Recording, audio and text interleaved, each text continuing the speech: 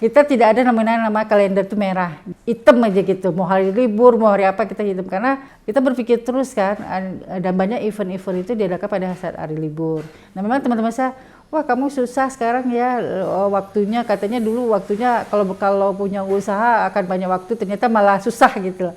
Tapi memang awal saya pikir seperti itu, oh kayaknya kalau usaha saya bisa lebih banyak waktu. Ternyata malah kebalikannya. Saya tidak pernah takut ya, karena saya yakin sih rezeki sudah ditentukan sama yang di atas ya, sama Allah. Jadi karyawan saya itu bisa lihat resep, saya tidak pernah menutupin resep yang ada. Malah saya ajarkan, saya kasih ilmunya ke mereka, gimana sih produk yang bagus itu seperti apa, terus yang laku seperti apa. Jadi saya tidak pernah tutupin gitu. Kalau nanti suatu dia nggak mau kerja lagi sama saya, dia buka usaha, silakan gitu loh.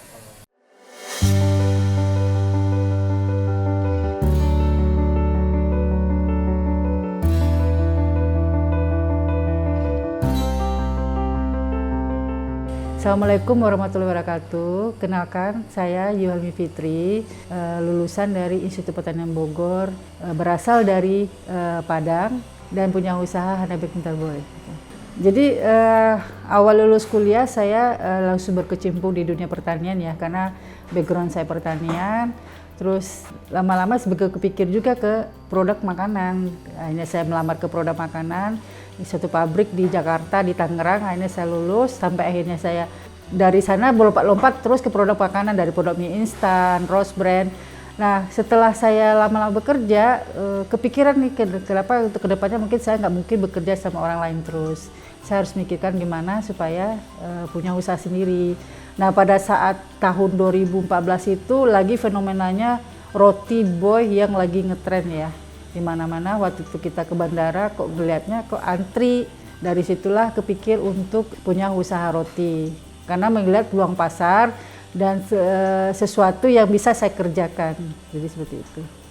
Kalau untuk sekedar bikin kue secara rumah tangga saya bisa. Mungkin itu sederhana ya, tapi untuk ilmu perotian sendiri saya sebenarnya belum punya basic ya.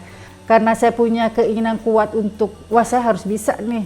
Akhirnya saya belajar lah, saya cari teman-teman saya yang punya usaha, saya kontak, saya bilangin saya pingin buka usaha ini, apakah boleh saya belajar gitu loh. Mereka buka kesempatan, akhirnya saya belajar. Dari sana kok kayaknya ilmunya masih kurang ya gitu loh. Tapi sambil berjalan itu saya sudah mulai buka-buka usaha nih. Saya ada rekrut orang, saya cari orang yang bisa bikin. Maksudnya karyawan yang sudah biasa bekerja di bakery. Setelah itu saya kursus lah untuk perdalam ilmu bakery, maksudnya ilmu perotian ya. Nah sambil berjalan saya juga rekrutkan bisa akhirnya beriringan begitu. Sebenarnya Mr. Boy itu kita dulu mengenalnya ke Roti Boy. Waktu kita buka usaha kita kan belum dikenal.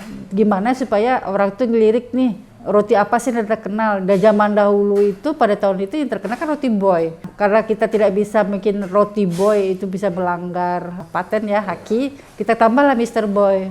Terus kita tambah lagi dengan Hanabakery Mr. Boy. Jadi sebenarnya Boy itu adalah tambahan supaya karena kita baru, gimana sih supaya orang tuh ngeh gitu. Maksudnya ngeh tuh, oh ini ada nih roti gitu loh. Kalau Hana aja kan orang nggak tahu nih apa sih roti Hana gitu.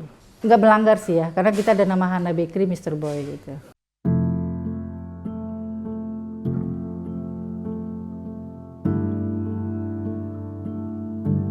...2014 itu, waktu itu kita modalnya ya cuma beli oven dan mixer ya, karena dan loyang-loyang, karena saya belum kepikirnya, penting jalan dulu, kalau udah jalan nanti berjalan waktu kita bisa alat, jadi kurang lebih 50 juta ya. Saat itu malah nggak ada galau sama sekali, lagi semangatnya. Jadi saat itu benar-benar saya tidak mikirkan, karena mungkin ya alam semesta juga mendukung ya. Tidak ada galaunya, kita juga fokus ke pengembangan pasar, terus juga penjualan juga lumayan bagus. Nah, jadi kita saat itu belum kepikiran, saya tidak kepikiran lagi untuk kerja gitu. Ya betul, awalnya kita waktu itu belum ada tim ya, kita masih adanya tim produksi tapi belum ada tim sales. Akhirnya kita door to door, kita masukin semua sekolah, kita data, semua kantor kita datangin satu-satu, kita tawarkan, boleh nggak kita titip, karena waktu itu masih rata-rata titip ya. Alhamdulillah respon mereka baik, kita titip lah produk-produk bakery kita, dari situ mulai berkembang. Kita juga ikut binaan dari dinas di Kota Bogor. Kita ikut bazar di kantor-kantor, di mall, dan bazar-bazar yang diadakan oleh dinas-dinas koperasi perdagangan seperti itu.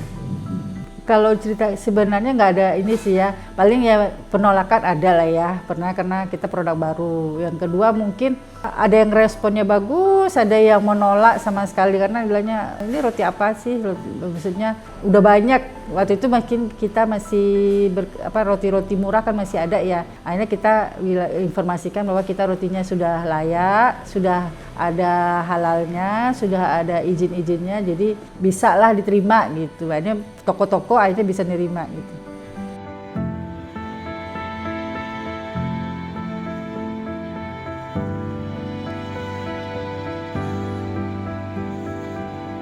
Di 2014 saya masih cuma punya 2 orang karyawan, terus sambil berjalan waktu kita cari sales.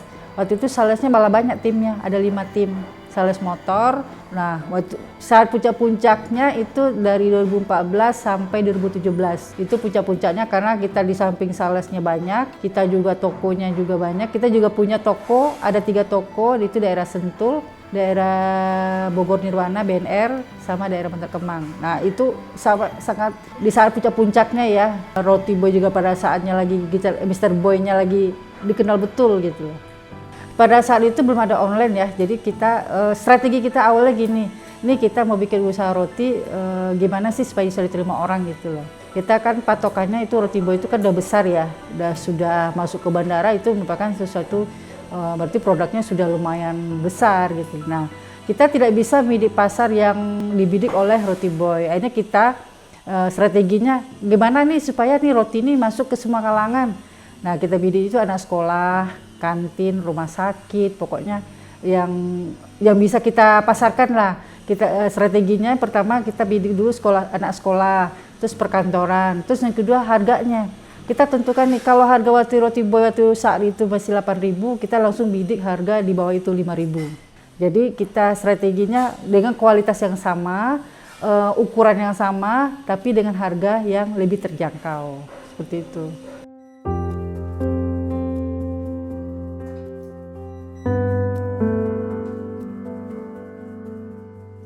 Nah, karena toko itu sebelum pandemi terjadi penurunan, kita tutup. Pada saat ini kita tutup semua karena omset menurun. Kita fokuskan kayaknya mulai ada online ya. Nah, di saat itu kita fokusnya ke online. Lumayan ya, sampai 70% dari omset. Sangat menghantam, tapi tetap jalan. Produksi kita tetap jalan gitu loh. Kita rata-rata antara 1.000 sampai 2.000 pieces per hari.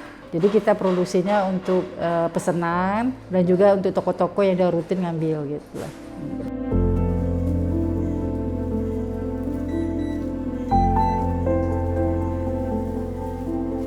Usaha itu kan kita kalau biasanya kita menyerah ya tutup. Kan salah satunya usaha kan gitu, kuncinya kan. Kalau kita mau bertahan, kita majukan. Tapi kalau kita merasa sudah tidak memajukan, ya kita tutup ini. Jadi gini, ada beberapa usaha yang harus tetap jalan, ada juga usaha yang akhirnya kita matikan gitu. Dulu kita juga ada sih, Mas, usaha-usaha kayak warung gado-gado, terus ayam ketaki. Tapi kan kita lihat pasarnya ternyata sudah menurun, langsung kita tutup, kita beralih. Nah, kayak kalau roti sama laundry sama ini, yang 3 ini ya, ini kan lumayan stabil dalam arti kata permintaan masih banyak dan juga permintaan masih banyak dan juga dibutuhkan orang. Ya, kenapa kita harus menentukan ya? Karena kalau produk misalnya usaha itu sebenarnya tidak menjanjikan lagi, kita tutup. Kita ada ruko dulu di Sentul, ada 2 ruko, terus di Bantar Kemang juga ada, di daerah Sentul juga ada, daerah ini Sentul City juga punya. Akhirnya satu persatu karena waktu itu kita juga butuh modal yang saya bilang tadi SB Kuah ya, karena kan juga pabrik. Akhirnya kita jual lah yang di Sentul, kita bikinlah pabrik di sana. Jadi begitu kita jual, terus juga waktu berperbesar ini juga kita jual lagi di Bantar Kemang karena waktu itu ya daerah yang di sini sebenarnya bukan sentral awalnya. Kita hanya fokus ini dulu buat usaha roti, tapi toko-tokonya yang kita fokuskan. Akhirnya kenapa kok malah sini yang daerah pabriknya sendiri kita tidak baguskan. Akhirnya aset kita jual, kita baguskan. Jadi seperti itu.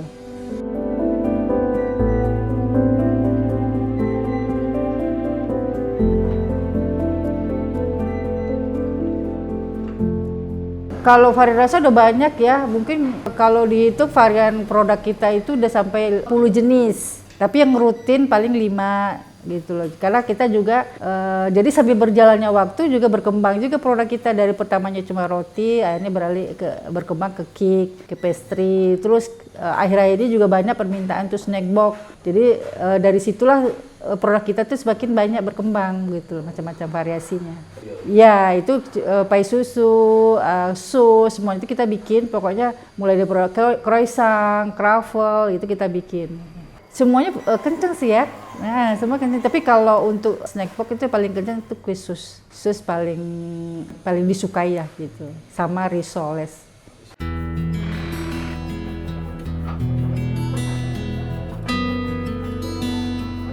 Karena kita sering banyak permintaan dari hotel kan banyak minta untuk breakfast ya, sandwich atau apa. Akhirnya dari sana lah perkenalan dengan sendal. Jadi waktu itu kita nganterin roti, mereka minta produk itu ya sandwich. Nanyakan apakah ada nggak yang kenal pengrajin sendal gitu.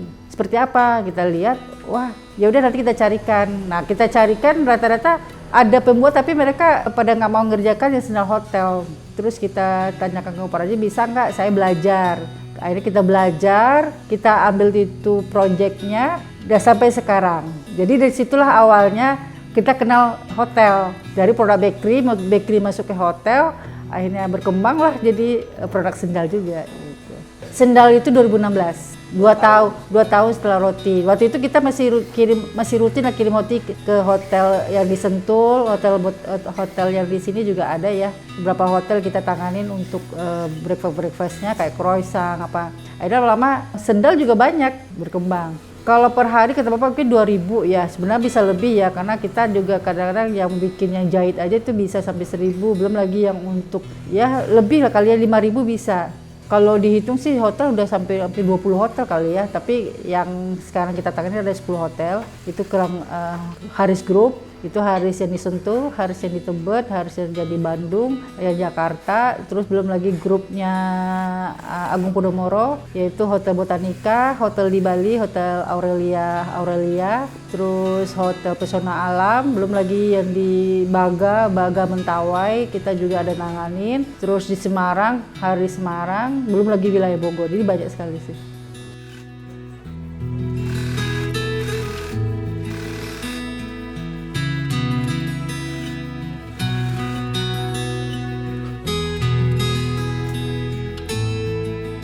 Kalau untuk bakery sih saya pingin lagi ya buka, tapi mungkin buka bakery lagi yang toko yang agak besar, tapi lebih cenderungnya untuk kejajanan pasar. Karena kalau saya lihat potensinya besar sekali. Terus kalau untuk sendal, mudah-mudahan ini jadi sentra pabrik nanti ya. Karena kalau untuk pemain sendal itu kan sedikit, pengrajin banyak, tapi yang untuk pengusahanya sedikit. Jadi kita pingin lebih besar, nanganin hotel-hotel yang lebih bonafit, dalam arti kata bonafit itu pembayaran bagus, terus permintaannya banyak, seperti itu. Itu mimpi saya ya, dan juga mungkin ada usaha-usaha lain yang mungkin nanti akan kepikir, biasanya akan kepikir nanti gitu loh. Jadi kalau roti itu sebenarnya banyak. Coba kita tergantung kalau lagi misalnya kayak lebaran, utamanya kita ambil lagi. Jadi karyawan kita sekarang kurang lebih hampir sebenarnya 20, tapi ada beberapa orang yang nggak masuk. Nah dari beberapa orang karyawan itu udah saya didik untuk bisa di roti, bisa di sendal. Kalau roti lagi banyak kita tarik ke roti, tapi kalau roti misalnya lagi sedikit kita tarik ke bagian lain. Jadi sebenarnya karyawannya bisa difungsikan gitu. Nah di situ kita harus pandai-pandai ya, karena di Bogor aja tuh tempat UKM misalnya banyak yang punya usaha bakery juga ya. Cuma kita harus menemukan ciri khas kita apa sih gitu loh. Terus produk kita dan mutu produk yang harus kita pertahankan gitu loh. Karena kita tidak bisa pungkiri persaingan semakin ketat. Di pasar aja untuk roti aja itu macam-macam. Ada roti yang murah, besar, tapi kita rasanya juga enak, tapi kan kualitas belum tentu. Jadi yang kita utamakan adalah pertama kualitas. dan loyalitas dari konsumen sendiri gitu.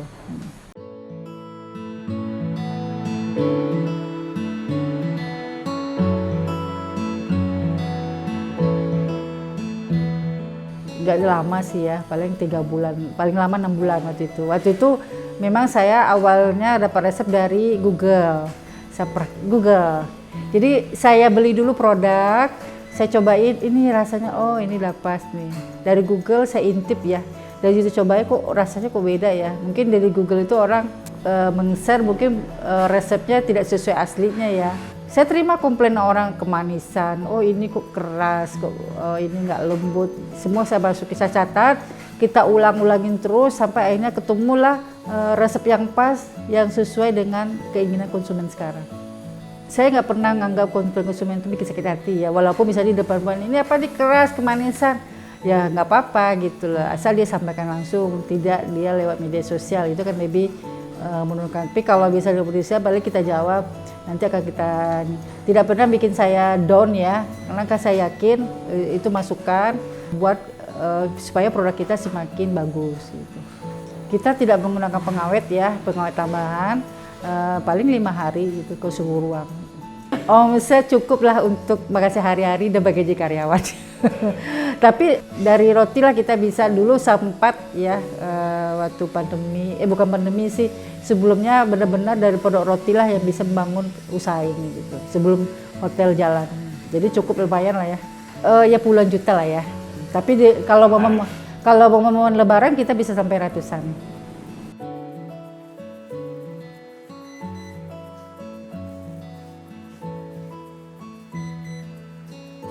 Untuk produk Hana Bakery sendiri sudah ada ya di GoFood, di GrabFood dengan nama Hana Bakery Mr. Boy.